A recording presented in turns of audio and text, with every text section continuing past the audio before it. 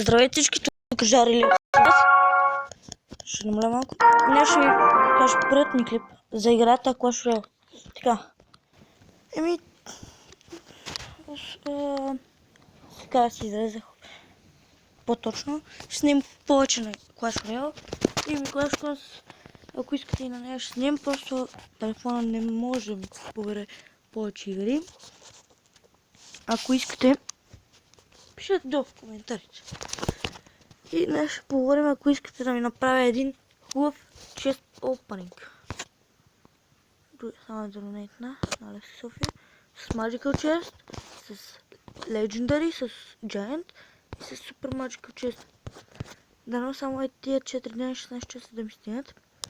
Ако ли не, без Legendary Chest, сега ще отворя сам. Това искам да ви попитам. След 10 честа чипни Super Magical Chest.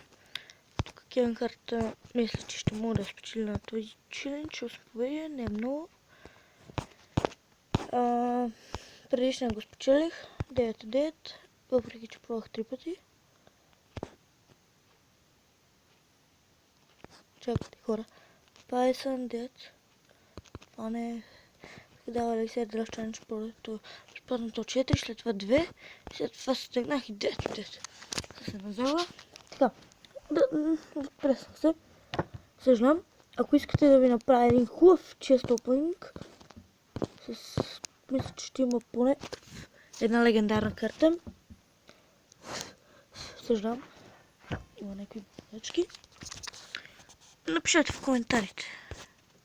С такъв чест, може би с такъв и с такъв. Просто за Legendary чест.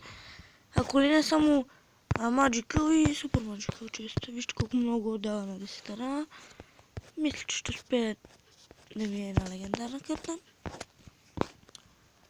С кланче 2 фри, 1 краун и другите, ако не са Legendary и Giant чест, че са Golden честове. Мисля. Добре, тук беше Божарили с вас. Чао и до нови срещи!